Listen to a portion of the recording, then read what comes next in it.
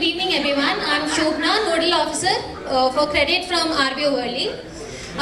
Enthusiasm अच्छा है कि हाँ yes, you're very aware कि हाँ हम लोग ऑफलाइन बिना ब्रांच आए भी लोन अवेल कर सकते हैं, business loans from 50 lakhs to 5 crores हम अवेल कर सकते हैं from our BRE portal.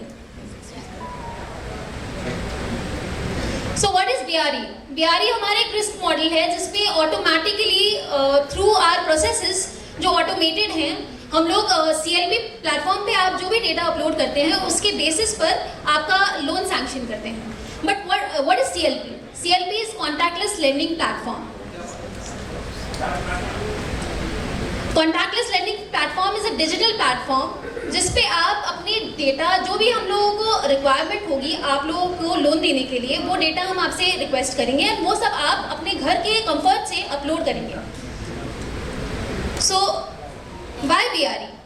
BRE जो है वो आपके लोन टेकिंग प्रोसेस को ऑटोमेट करता है. 50 लाख से 5 करोड़ के तक के लोन आप घर से अप्लाई कर सकते हैं और ऑटोमेटिकली विदाउट मैनुअल इंटरवेंशन कर सकते हैं.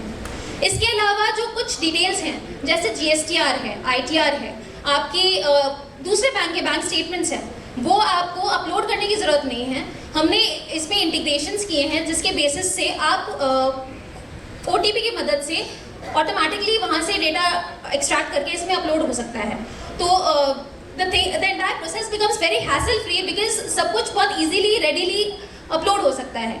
जो आप इश्यूज फेस करते हैं कि बार बार आपको डेटा देना पड़ता है, वो आपको देने की जरूरत नहीं है क्योंकि बहुत ही लिमिटेड नंबर ऑफ डॉक्यूमेंट्स है जो हम आपसे रिक्वेस्ट करेंगे, वो आपको एक बार में अपलोड करना है seamlessly and then it is submitted. Then again जो क्रेडिट डिसीजन है वो सिर्फ आपके बैलेंस शीट के बेसिस पे नहीं है, आपका ट्रांजैक्शनल बिहेवियर कैसा है, आपके ऑपरेशंस कैसे हैं, उसके बेसिस पे भी आपका जजमेंट रहता है. एंड दिस इज वाई कि अगर आपकी बैलेंस शीट अगर अच्छी नहीं भी है बट आपका जो ट्रांजैक्शनल फाइनेंशियल ऑपरेशंस अच्छे हैं तो you benefit from that, you get a better rating and you get a better interest rate. What are the key challenges faced by MSMEs when they apply for a loan?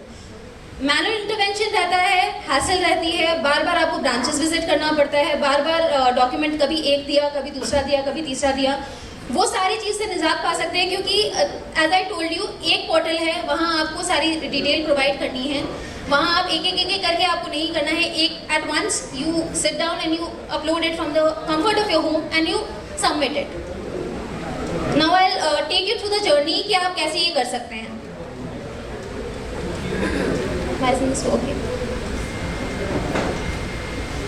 सी इसके आपके लिए advantages क्या है? जो process है पूरा वो streamline किया गया है, तो इसमें डीले का कोई चांस नहीं है. ईज ऑफ एक्सेस क्योंकि इजीली अवेलेबल है, आपको ऑनलाइन आपको सब कुछ अपलोड करना है तो एक्सेस बहुत इजी है.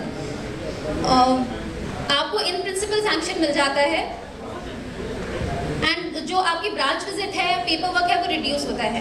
इसमें ऐसा भी है कि आपको अगर रिन्यूअल आप सपोज पूरा आप अवेल कर लेते हैं और द फर्स्ट टाइम यूजर, उसके बाद में आप रिन्यूअल के लिए अगर अप्रोच करते हैं बैंक को, you do not need to visit, आप फिर से ये सेम प्रोसेस कर सकते हैं, आप अपलोड कर सकते हैं और उसी से रिन्यूअल हो जाता है. तो ओवरऑल आपका जो ब्रांच विजिट का रिक्वायरमेंट है या पेपर वर्क का रिक्वायरमेंट है that reduces. Now I will take you through the journey. पहले आपको रजिस्टर करना है. दिस इज आवर पेज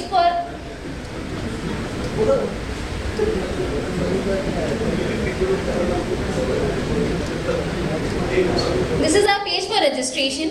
यहाँ आपको एक बार रजिस्टर करना है अपना फुल नेम और ईमेल एड्रेस देकर.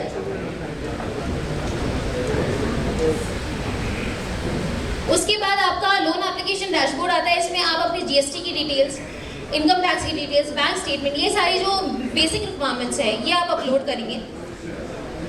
उसके बाद आप कंप्लीट करेंगे एप्लीकेशन प्रोसेस को एंड सबमिट करेंगे. Now you can see it says 10 minutes. 10 minutes में आपको इन प्रिंसिपल सैंक्शन या अप्रूव होगा और आपको इन प्रिंसिपल जो सैंक्शन डिसीजन मेकिंग है वो 10 मिनट्स के अंदर होगी. Once you have submitted everything, 10 minutes में you get your decision on whether in principle sanction you are receiving or not.